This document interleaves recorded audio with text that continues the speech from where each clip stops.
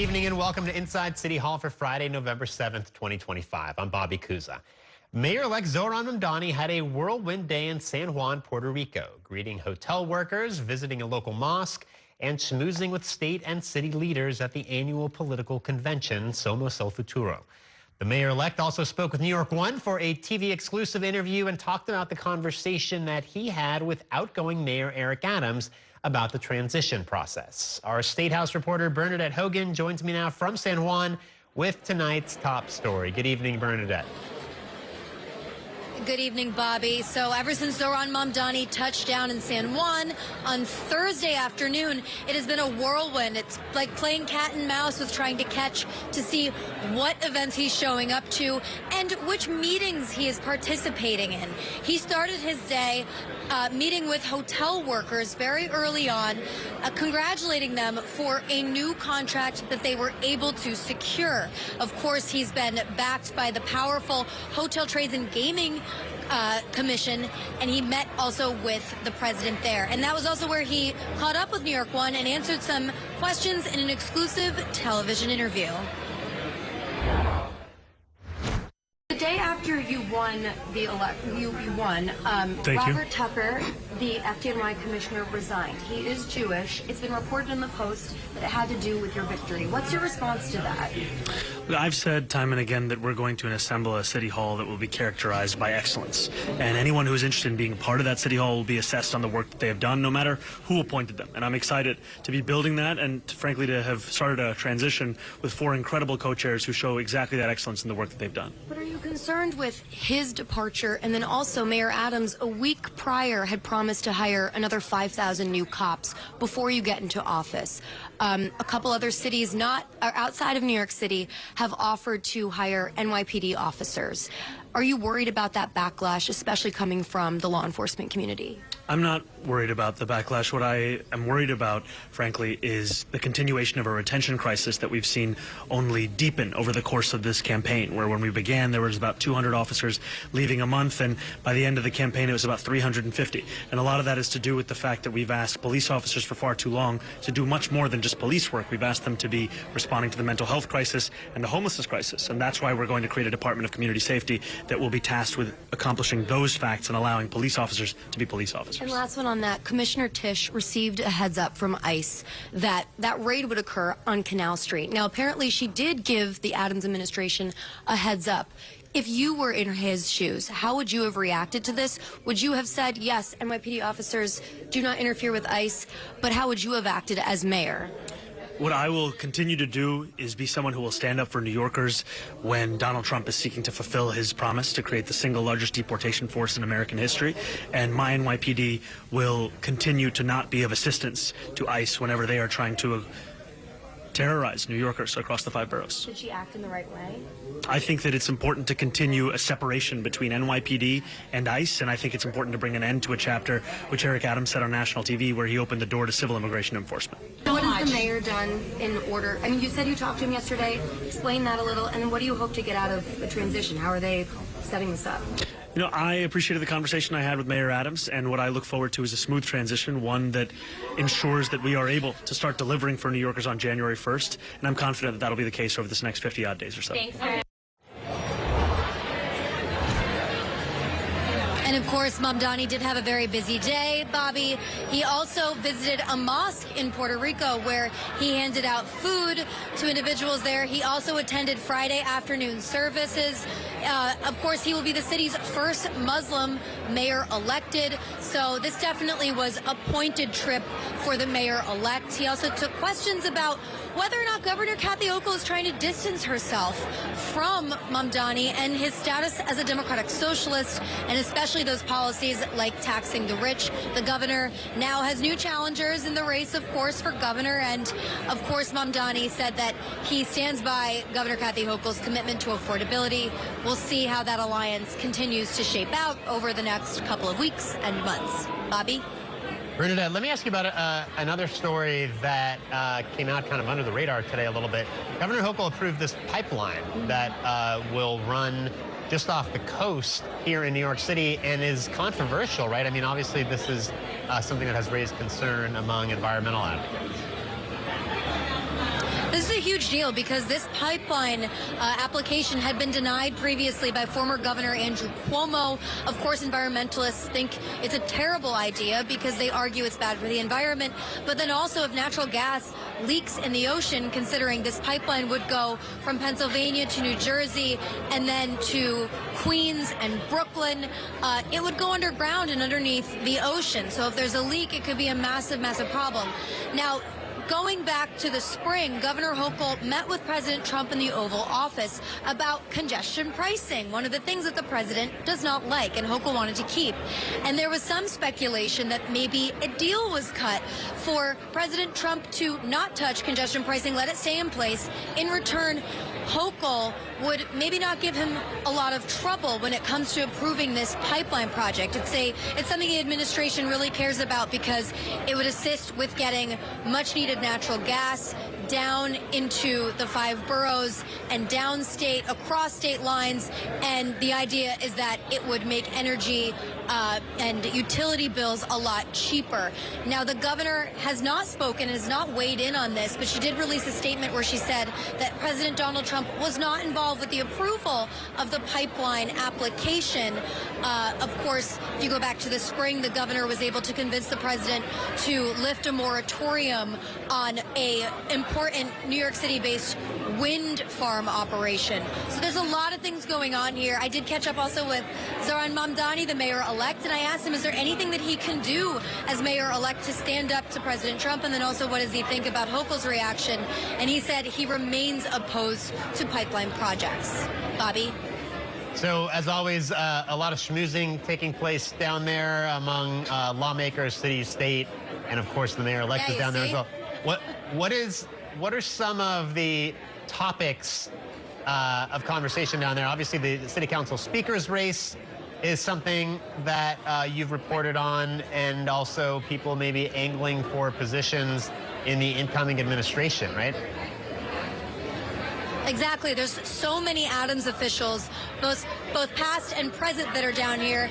I finally caught up with the school's chancellor, Melissa Aviles Ramos, and I asked her if Mamdani has asked her to stay on. She said those conversations have not happened yet, but the way she was speaking about how parts of mayoral control don't work, Mamdani wants to get rid of mayoral control, and then also about how she wants to reduce headcount at Department of Education Central. Those are all along the lines of what Mamdani has been talking about, so it feels like some auditioning is going on. Of course, you have those aides that have already left the administration that are still down here, but all in all eyes now are on the 2026 gubernatorial and then also the speaker's race. Mamdani hasn't weighed in on that, and there have been so many meetings between some of the council members that want to be the city council speaker, but no determination yet has been made. And Bernadette, stay with me for a minute. There's also this question of Mamdani's agenda, right, which he's going to have to deal with the legislature in Albany. And there's so much, there's been so much discussion about whether he can get a tax increase passed, a tax increase on the wealthy, and whether universal child care and getting the MTA to agree to free buses, whether that's something that he can get through Albany. Is that something that's happening now? Are those discussions already taking place down there in Puerto Rico?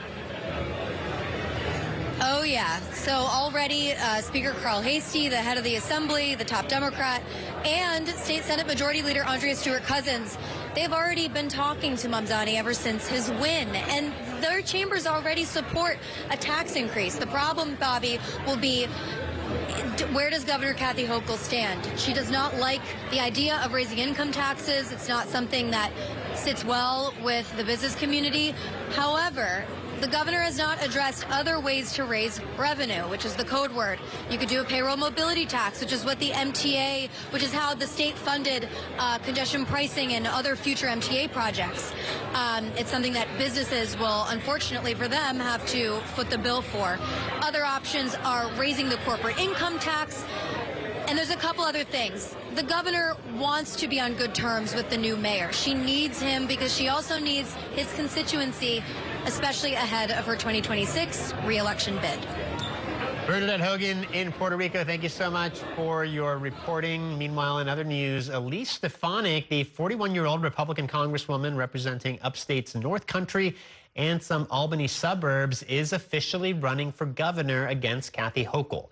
It sets up one of the more competitive races in the country where the cost of living will be a top issue for both candidates. Our Dan Rivoli joins me now with more on that story. Good evening, Dan. Good evening, Bobby. So Stefanik makes this announcement with a campaign ad. There's a response from Hochul's campaign team, and it looks like the Stefanik versus Hochul race will start looking like a race of Democrats' taxes versus Republicans' tariffs, and cozying up to socialists like Zohran Mamdani versus Trump's acolyte. That plus each candidate's views on how to make New York affordable will be centered in this campaign.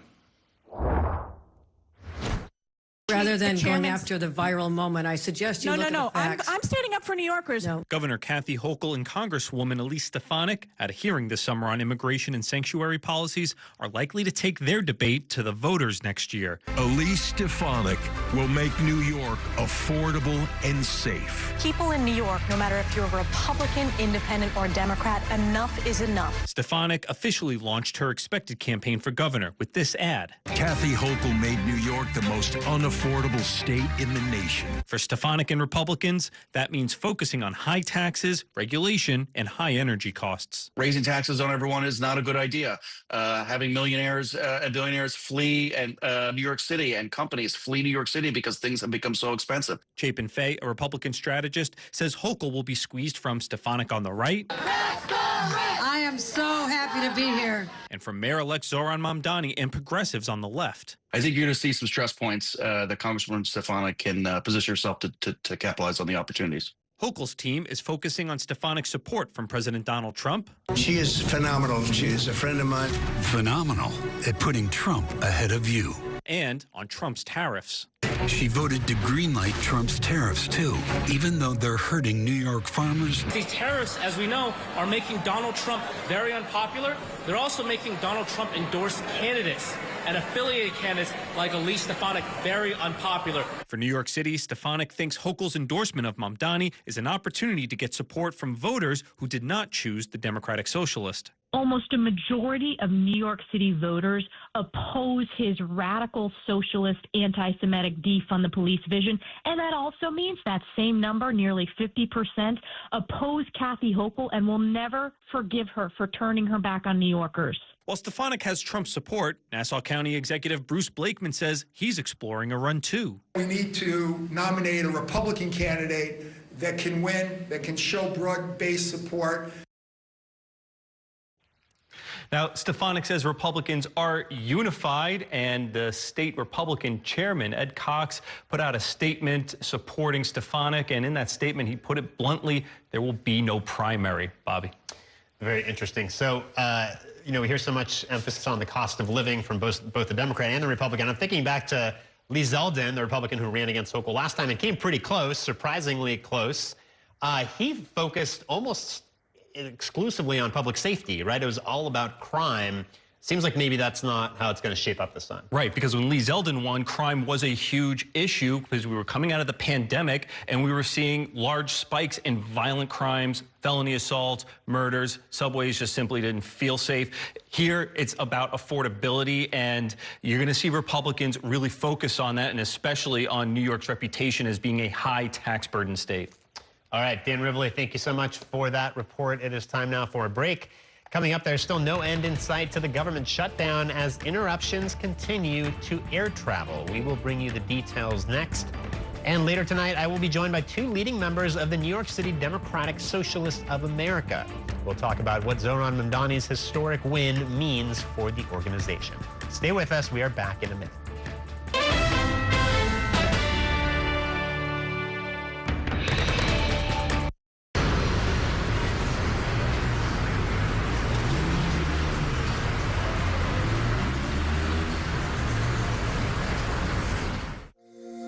Every day tells a new story. At Mornings on One, we're dedicated to bringing you the stories that matter most to start your day. With in-depth coverage of the day's developing news. I'm Pat Kernan. Here are the stories we're following this morning. And weather updates every 10 minutes. Some morning sunshine possible, clouds take over. It's our responsibility to get you the information you need before you head out the door. Mornings on One. Weekdays starting at 6 on the Spectrum News app. Free for Spectrum customers. Spectrum TV, isn't that only live TV? No, it's only all my favorite streaming apps with live TV. Okay. It's only all included at no extra cost. And that's the magic of math. Will this be on the test? Sure. Why not? It's only one simple payment for all our TV. We gotta simplify and win. Winning is equally important. If not, more so. Yeah! Only Spectrum TV, fixed TV. I'm Sandra, this is Jorge, and we were adopted in 2019. I remember when they first came to us, Michael was already a teenager. The whole cliche of they're so lucky to have you guys, and it's the other way around.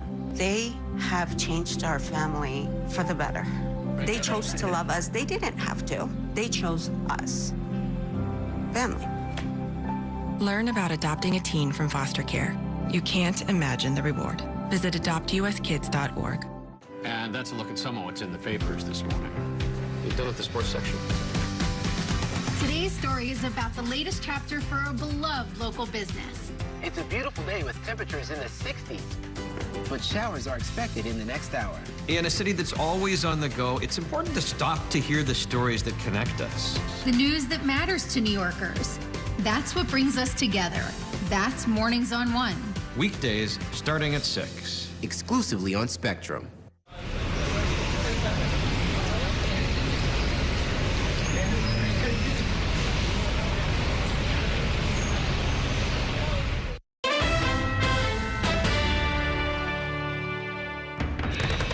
Welcome back to Inside City Hall. Many air travelers faced major disruptions today after the Federal Aviation Administration cut nearly 1,000 flights because of the government shutdown. Our national reporter Evan Kozlov has more from the Reagan Washington National Airport in Northern Virginia. The Federal Aviation Administration said that 4% of all flights coming in and out of 40 major airports across the country were canceled on Friday. That includes at big hubs, including Dallas, Atlanta, Los Angeles, and New York City. The FAA says that the number of cancellations will only go up the longer this shutdown drags on. We checked the app all night to make sure our flight was on time. From Minneapolis, Minnesota. That's kind of a scary feeling. And Denver, Colorado. These politicians need to get their act together, man. It's just crazy. To Newark, New Jersey. Air travelers worried about their plans being derailed for everything from work trips to the more important events. Happy anniversary. If we get grounded, we're grounded. According to the flight tracking website FlightAware, more than 900 flights were canceled Friday and more than 3,000 were delayed as of Friday afternoon after the FAA ordered a reduction in flights to deal with staffing shortages among air traffic controllers. We're trying to prevent the pressure. Transportation Secretary Sean Duffy said they've seen an increase in controllers calling out of work due to the shutdown. Like all essential employees, they're forced to work but are not getting paid. There's an easy answer. Open up the government. After so many failed votes, it's clear we need to try something different. On Capitol Hill, Democrats issuing a new proposal on Friday. Senate Minority Leader Chuck Schumer saying they'll agree to fund the government if the GOP accepts a one-year extension of the Enhanced Affordable Care Act subsidies, expiring later this year. All this to give lawmakers more time to negotiate possible reforms to the program. We need Republicans to just say yes. But since the beginning of the shutdown, Republicans have pushed for what's called a clean funding measure, saying any discussions about the health care subsidy should take place only after the government reopens. Majority Leader John Thune calling the new Schumer proposal a non-starter. The Obamacare extension is the negotiation. That's what we're going to negotiate once the government opens up. This is ludicrous. But as lawmakers debate on Capitol Hill, less than 5 miles away at the Reagan Washington National Airport, many travelers just want this shutdown to end. The American people deserve for their government not to be shut down. People need to get with it and figure it out. Now, the FAA says that the number of canceled flights will reach 10% at those 40 airports by next week. Duffy, the transportation secretary, saying on Fox News that it could reach 15 to 20% if this shutdown drags on. Reporting here at the Reagan Washington National Airport, I'm Evan Kozlov, Spectrum News. It is time for a break. Coming up, we will take a closer look at Mayor-elect Mamdani's plans for the city's public school system and the challenges he may face, including shrinking enrollment and potential budget crunches. We'll bring you the details next. Stay with us.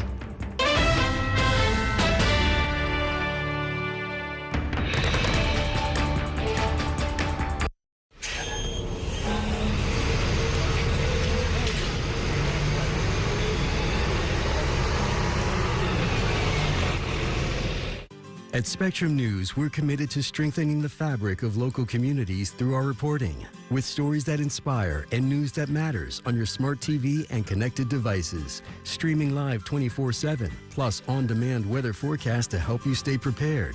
It's all there as you step outside with the Spectrum News mobile app, keeping you informed and in the know throughout your day. Spectrum News, free with your Spectrum subscription, exclusively for Spectrum customers, now available on your favorite devices. It's only a game. It's only a little rivalry. It's only a ritual. When I come home late, and a few generations. you're always there. And only Spectrum TV includes all your favorite streaming apps with live TV at no extra cost. It's only a game. It's only everything. Mom was always organized, but she started forgetting to pay her bills on time. And she'd buy the same gifts over and over. Telling the girls about my Alzheimer's diagnosis was really hard. At first, we had our cries, but then we were like, okay, let's make a plan. Early detection gave us time to adapt together. It's so important for you to think about what you can do and making the most of what you have. If you or your family are noticing changes, it could be Alzheimer's. Talk about seeing a doctor together. From my time growing up in Queens watching New York 1 to my time reporting here, I've seen how quickly a story can change. At News All Day, we bring you the news as it's happening, from around the boroughs to local government to your neighborhood. Because our city never stops moving. 3, 2, 1. Hi, I'm Shannon Ferry with the day's developing stories. But first, stay up to date and informed with News All Day, weekdays from noon to 4.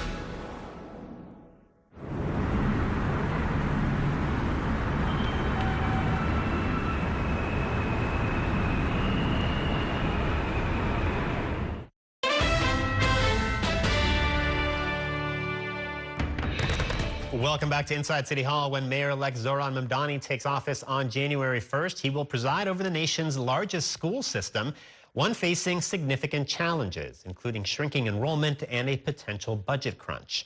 He will be tasked with choosing a school's chancellor and figuring out exactly how much control he thinks the mayor ought to have over the city's public schools. New York 1 education reporter Jillian Jorgensen has a look at what lies ahead in this report. Mayor-elect Zohran Mamdani's opposition to mayoral control of the city's schools has raised big questions about what would come in its wake. If he had an off-the-shelf solution, I think he would have presented it.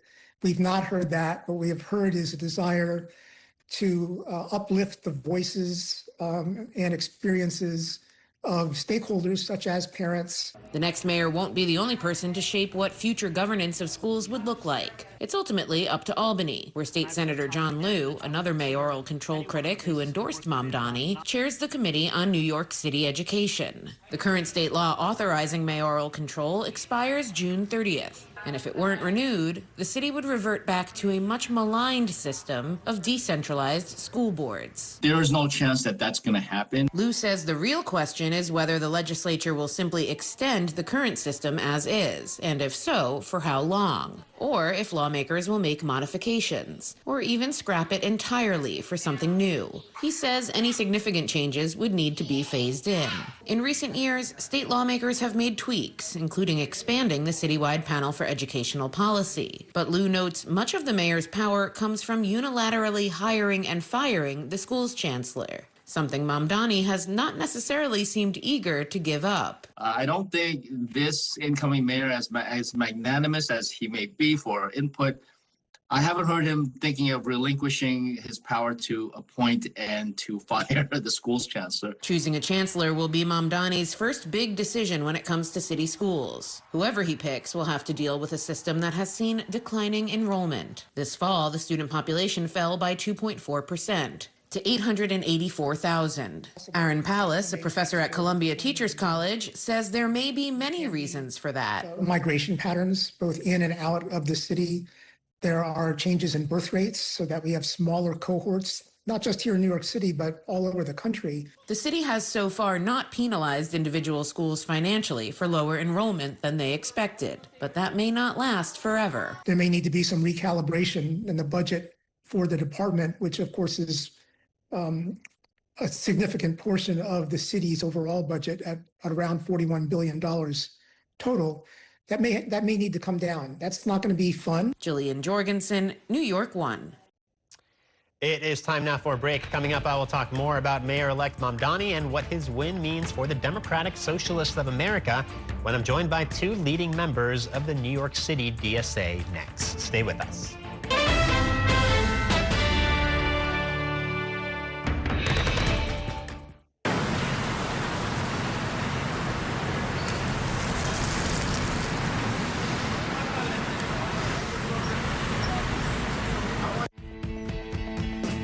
In Focus with Cheryl Wills, a weekly show discussing decisions and potential solutions for issues making an impact in your community and your city. If it's important to New Yorkers, then it's being talked about here. In Focus with Cheryl Wills, Sunday mornings at 10:30 on New York 1.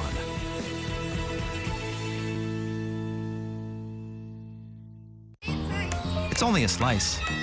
It's only made possible by Spectrum, connecting businesses of all sizes, like small businesses, instantly serving up orders and inventory on the Spectrum Fiber broadband network, and factories, seamlessly connecting to farmers in the field with tailored solutions that always deliver. It's only a slice. It's only everything. Get your business free fiber-powered internet forever. Call to find out how. I'm Chris Jakovic. I served in the United States Air Force and I deployed 3 times. So in 2017, I was serving as an Air Force First Sergeant. Our motto in that role is my job is people, everyone is my business. But unfortunately in that year, I would lose my own brother, Lance Corporal Adam Jakovic, to suicide. The majority of veteran suicides are from guns. I store my weapons securely, not only for myself, but for my family. My service never stops. At Spectrum Noticias, we recognize that our New York City community is vibrant and diverse. Spectrum Noticias delivers balanced coverage of the stories that matter in our communities and across the country. Our journalists are based in the neighborhoods we cover, ensuring you get in-depth reporting on what's happening in the places we call home. So join us at Spectrum Noticias. We're always on, always there for you. Now available on your TV. Check your local listings. Also available on the Spectrum News app.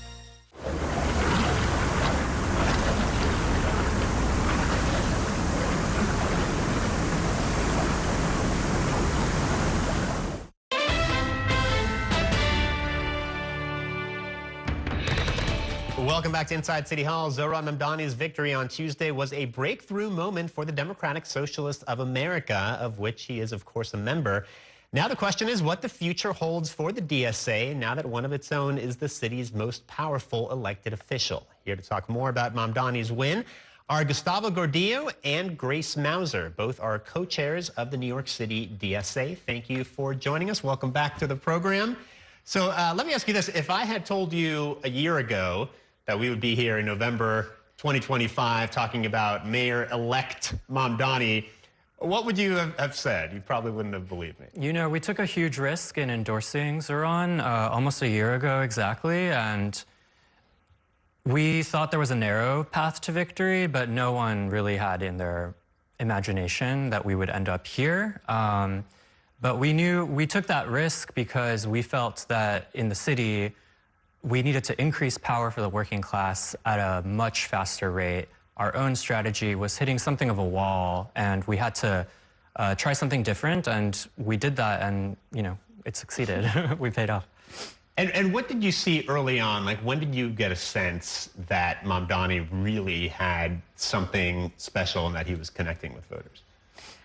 Early on, there was a real excitement, not only within the organization, but also in kind of the first outer rings of people who are excited about the socialism and democratic socialism.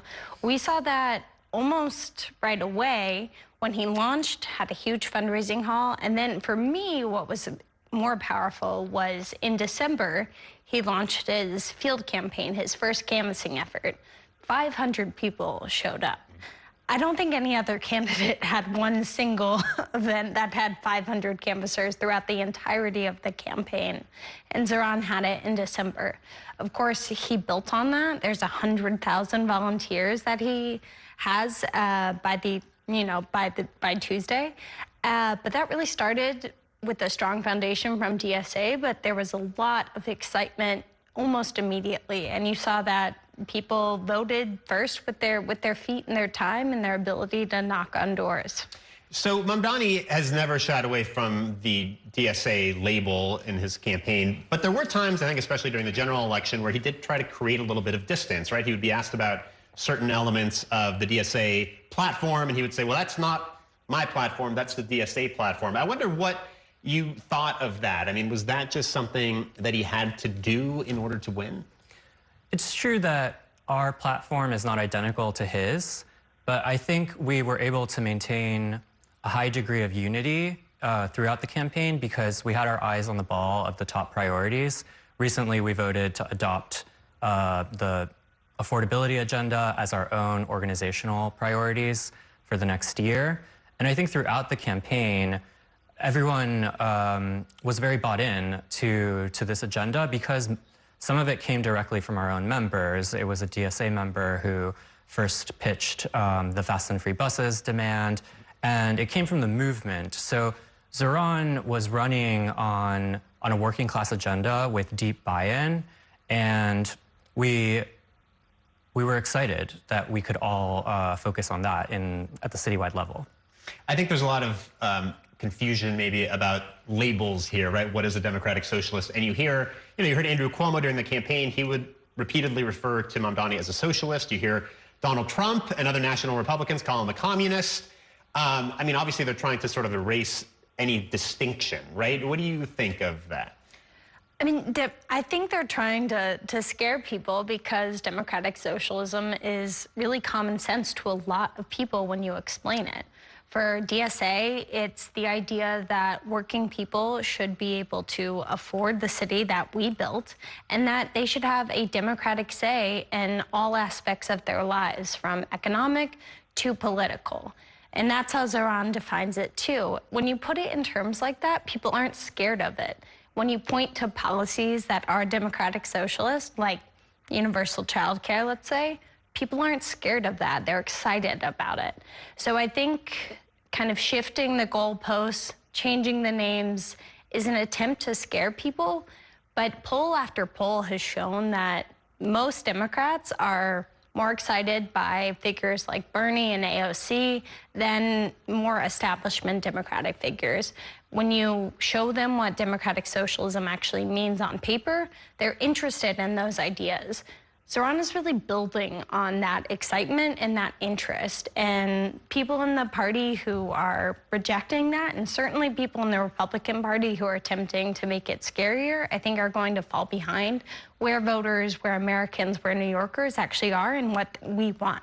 Yeah, well, that's what I was going to say. I mean, obviously, the national Republicans think that it's effective, right? I mean, we've seen already them trying to tie Mamdani and sort of weaponize him, tying him to more middle-of-the-road moderate Democrats. I mean, is that a concern for the DSA that Mamdani's success here in New York could actually lead to Republican victories in other parts of the country? I think that what Mamdani's campaign has shown is that by having a principled working-class agenda, that can become the tool for expanding a coalition of the working class. And Zohran defied conventional wisdom in politics by showing that if you are principled and you don't have to water down your agenda to expand your coalition. It's actually by sticking to your principles, fighting for the working class, choosing a side between workers and billionaires, that voters will come to trust you, to be excited by you.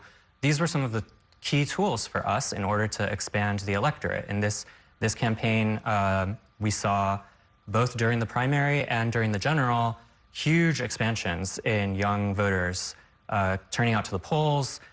Immigrants have been voting in much higher numbers. And of course, in the final victory, Zohran got over 1 million votes. That's more than a mayoral candidate has gotten in over 50 years in New York. And that is thanks to a democratic socialist agenda and values that, won areas like Corona that had gone for Trump the previous election. All right, so let's talk about what happens now going forward. I mean, I imagine DSA wants to capitalize on this momentum. Take me inside the war room. I mean, are we going to see more DSA candidates being run? Are you looking at the maps of how the electorate went and trying to decide what districts to go after? Yeah, we have always been a strategic organization. We have always looked at maps and data. We want to run races, not to make a point, but to actually win them. And now we have a lot more data to work with. So we are certainly going to be running more races in 2026. I think this is critical, not just for continuing to expand on how we're changing the national conversation, but also critical to what we want to achieve in Albany. We know that a lot of Zohran's agenda depends on Albany, and we need lawmakers there to be paying attention to what DSA is doing, what Zohran is doing, so that they are willing to pass taxes on the wealthy in order to fund the things that the rest of New Yorkers need and want, and have shown that they want through this election. Political figures throughout the political establishment oppose our agenda, and we've always made a strategy of taking on those who stand in the way of our demands. So far we've only made 2 endorsements this cycle, but it's against 2 assembly members who have fought against taxing the rich, who have fought against making New York more affordable for years. We have, experience dealing with Albany, and if somebody's standing in the way of working class power, they have to be challenged. We're out of time, we got to go, but is it a priority to challenge Hakeem Jeffries, Brooklyn congressman? There's been a lot of talk about that. We haven't made any public decisions on that, but we'll see. All right. Private conversations are happening, I'm sure. All right, Gustavo Gordillo and Grace Mauser, thank you guys so much for spending some time with us. It is time now for a break. Coming up, I will talk more about Mamdani's historic win when I'm joined by 2 top reporters in our Friday Reporters Roundtable. Stay with us.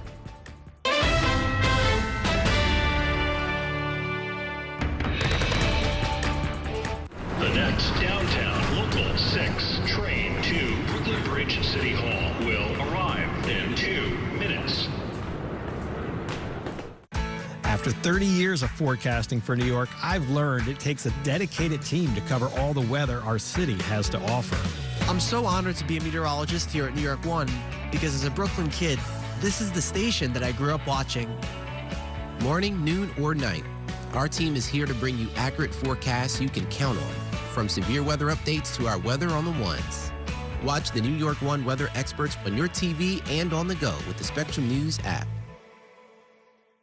Your entertainment the way you want it. With Spectrum TV, all these streaming apps are included at no extra cost. So you can watch anything. Movies, series, sports, reality, news. Here's a look at today's top stories. Exclusive originals. We await your orders. And even more of your favorites with live TV. Stream across your devices and enjoy anywhere. See you later. Get it all with Spectrum TV. I'm an ex-drug dealer, and I'll be your sub today.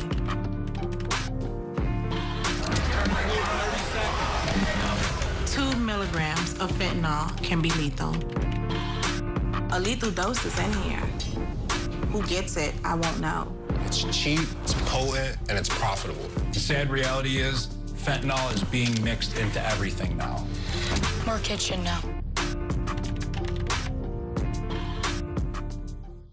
My father was a New York City firefighter.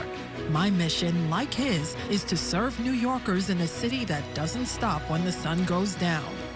Being with New York One since the beginning, I'm now honored to join you even earlier each weeknight. Starting at 8 with New York Tonight, we'll explore the latest news developments, followed by New York One at 10 to wrap up your day. So join me each weeknight starting at 8 right here on New York One.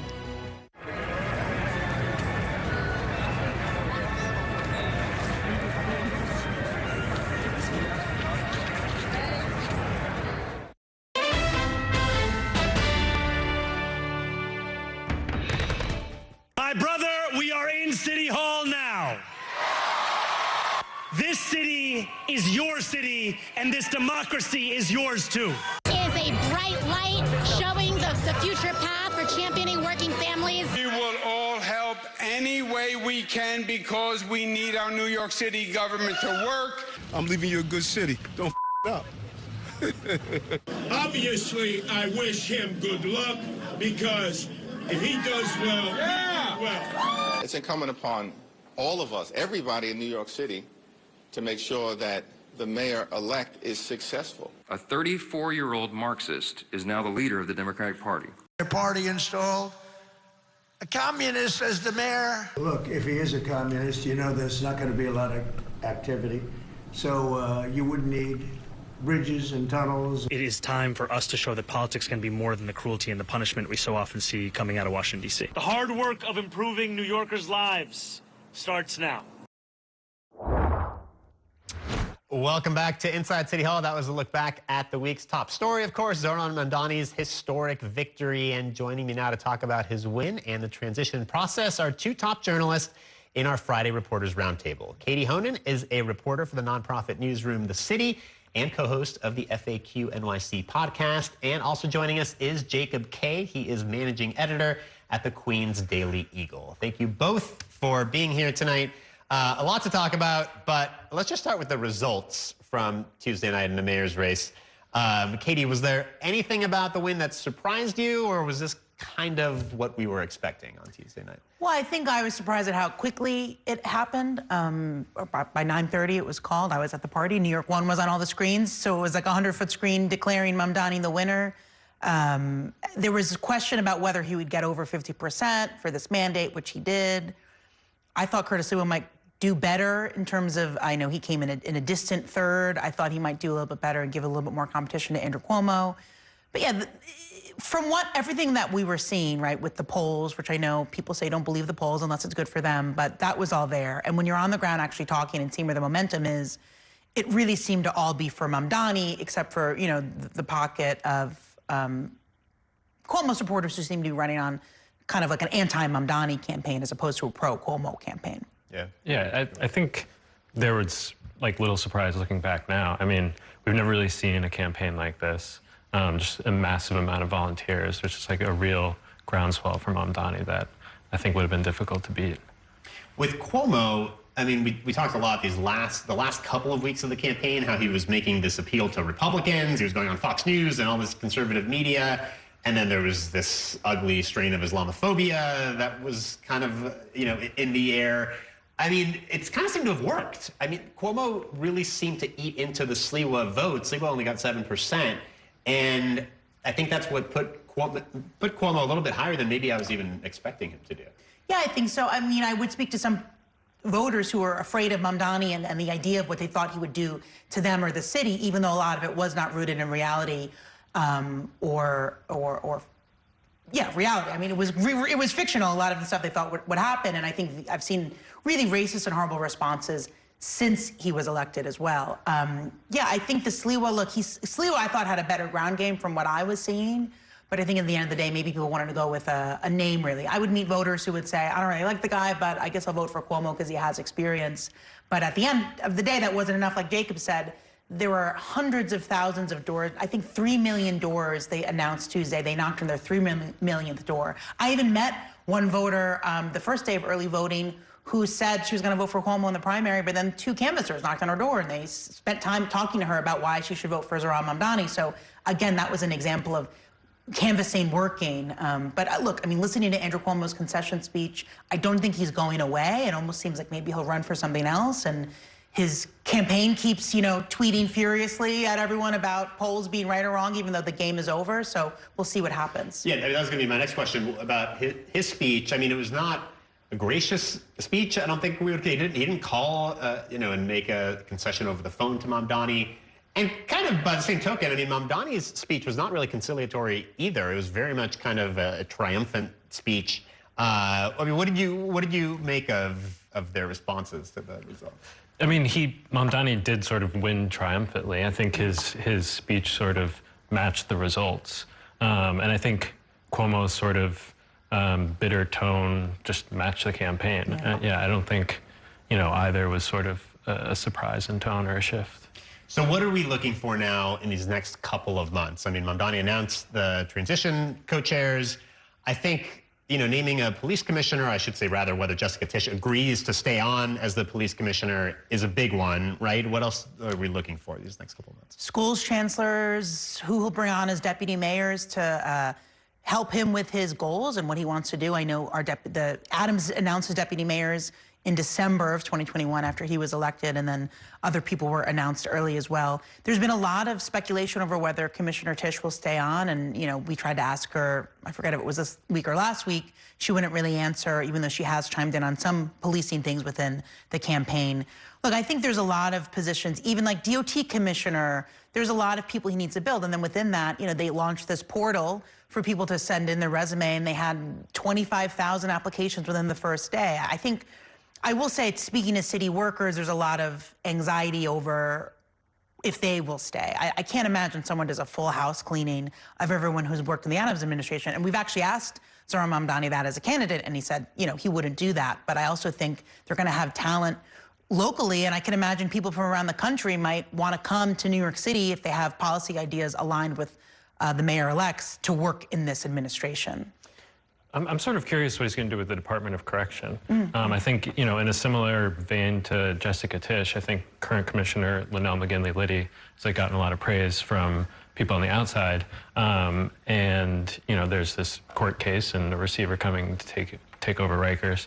And I'm curious to see if Mamdani sort of sticks with her as the judge might want him to do, or goes a different direction. All right, you guys hold it there. We got to take a quick break. I'll have more with these reporters in just 2 minutes. Stay with us.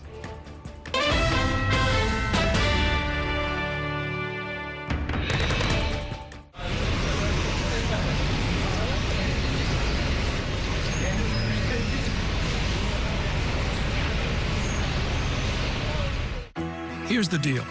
People need a place to explore national issues that have an impact on their community.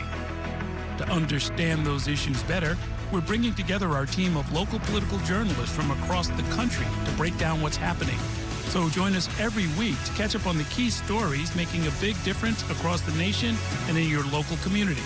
Watch The Big Deal with Errol Lewis Friday nights at 9 on Spectrum News New York 1. Available on all of your favorite devices exclusively on Spectrum.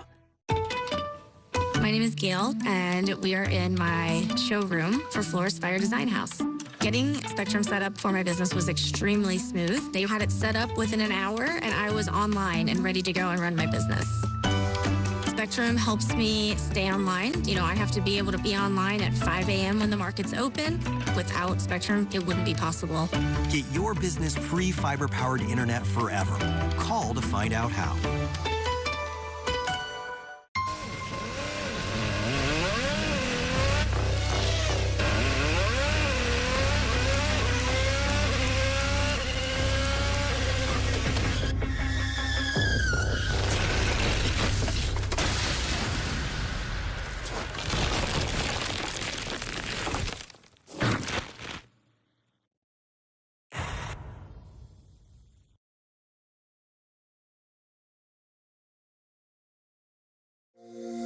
Every day tells a new story. At Mornings on One, we're dedicated to bringing you the stories that matter most to start your day. With in-depth coverage of the day's developing news. I'm Pat Kernan. Here are the stories we're following this morning. And weather updates every 10 minutes. Some morning sunshine possible, clouds take over. It's our responsibility to get you the information you need before you head out the door. Mornings on One, weekdays starting at 6 on the Spectrum News app. Free for Spectrum customers.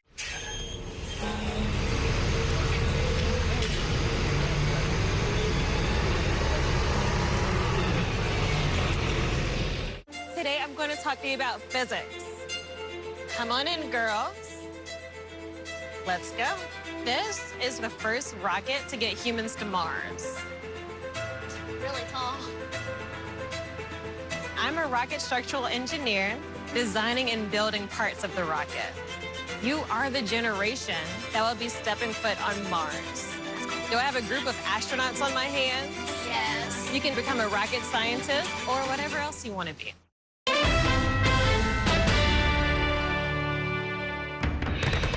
Welcome back to Inside City Hall. I'm once again joined by my reporters roundtable, Katie Honan of The City and Jacob Kay of the Queens Daily Eagle.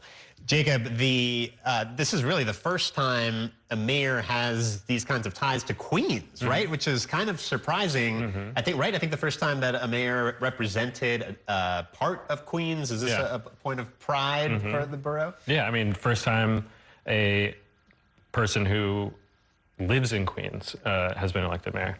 Yeah, definitely a point of pride. This week I talked to some of his neighbors in Astoria about sort of, I mean, that one hit really close to home for them.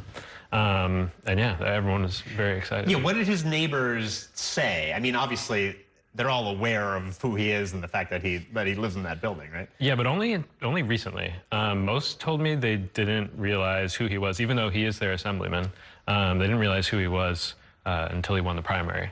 One of his neighbors I spoke with, the guy who lives above him, said he's very polite. They do laundry together once. Yeah, no issues there. And he famously has the rent-stabilized apartment in the building, right? Which itself became a story and probably attracted reporters to the building at the time. I don't know if that was something that came up with. Yeah, his neighbors didn't really seem bothered by like the level of activity that's sort of increased on the block. Obviously, there's a police car that's there when he's there. You know, the SUV that takes him from one place to another, sometimes idles outside. But yeah, no one really seemed disturbed by the sort of chaos around the candidate. So Katie, you're at City Hall every day. Do you think that there's going to be a honeymoon period with Zohran Mamdani? It seems like there always is in the beginning with the new mayor, and then inevitably it kind of goes south. Yeah, and I think covering the campaign, different reporters we've had, clearly he's had a preference for, let's say, the New York Times, based on the frequency in which they receive information from the campaign. Not that anyone's counting, but I think there's always that level. I thought might come from they're the biggest publication in the news, in the city with the most money, and they really kind of demand exclusives and firsts or whatever. But I think they've tried to be amenable to our questions and that kind of thing. Even his first press conference on Wednesday, it was at the Unisphere in Queens. And they seem to kind of prioritize local press over, he has international interest. Someone from his campaign told me they had RSVPs from 500 journalists for Tuesday night. People from all over the world, go to his press conferences on the campaign. It's reporters from Norway and Nepal and South Korea, all over the place. So there's a lot for them, and everyone wants the same thing. Everyone wants like one-on-one with at that point, just the candidate. So we'll see, and I think I'm curious what the honeymoon period will be like for his supporters as well. There were a lot of people I spoke to when I was talking to voters who they said, I'm hopeful for him to make things more affordable. I'd love to pay less in rent. And they didn't live in rent-stabilized units, so even if you're in a rent-stabilized unit, it's not like you will necessarily get a reduction. So I'm curious.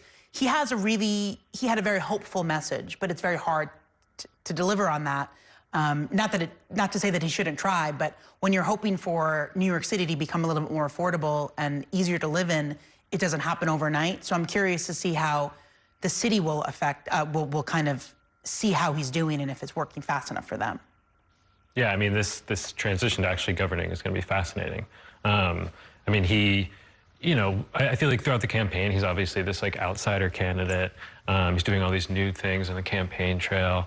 I'm really curious to see like the ways in which he like bucks tradition in City Hall, but also like the ways he embraces it and sort of how his over 1 million supporters feel about that. Is there anything else from Tuesday night? I mean, this was really the main event. Anything else that interested you from the results? I mean, we had the ballot questions, right? These affordable housing ballot questions all passed. Even your elections did not pass, and there were some council races on the ballot too, including in Queens. Yeah, I mean, I was sort of interested in the ballot questions, and I was looking at an election map. Obviously, Mamdani has sort of embraced, to a certain extent, Eric Adams' approach to building housing through these rezonings. So, you know, perhaps giving the mayor more power in this instance might lead to building more housing, but there was, when you look at who voted for Cuomo's, all these areas where affordable housing has not been built over the past 10 years. And I'm curious to see if, you know, these voters continue to vote as a bloc, if they elect sort of like an anti-housing mayor, how these ballot proposals will look then. Katie, just about a minute left, but what do we expect from Eric Adams these last couple of months in office? He seems to be, I don't know, liberated a little bit, and I mean, we saw the soundbite earlier where he was using profanity, talking about his message to the rest of us going forward. What are we going to see? I don't think we can imagine how weird it's going to be. If anyone watched his interview with Z-Way, which aired on YouTube, it was even weirder than I could have imagined, which is crazy. I think there was a Time magazine profile of him, and he said the next 3 months he was going to have a lot of fun, but so far it's been a lot of anger from him and bitterness, and he's been avoiding the press. Even when we had a deadly flood last week, there was really nothing on it, and to me it looked like a complete failure on the part of City Hall to not message that, and that's as serious as it gets, and he has been absent. He was in Washington, D.C., I don't know where he's going to be this weekend, so his campaign, his staff just seems to, I don't even think they know where he is.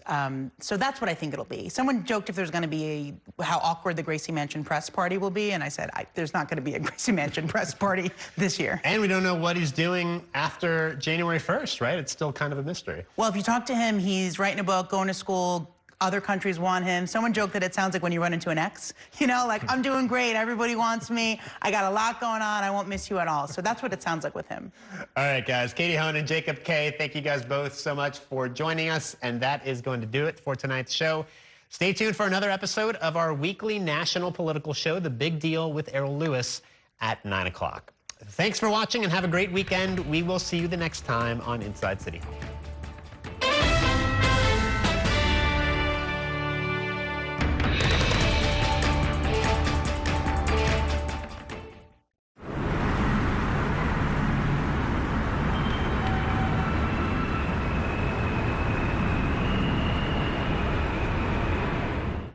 That's a look at some of what's in the papers this morning. You're done with the sports section. Today's story is about the latest chapter for a beloved local business. It's a beautiful day with temperatures in the 60s, but showers are expected in the next hour. In a city that's always on the go, it's important to stop to hear the stories that connect us. The news that matters to New Yorkers. That's what brings us together. That's Mornings on One. Weekdays starting at 6. Exclusively on Spectrum. My name is Gail, and we are in my showroom for Florist Fire Design House.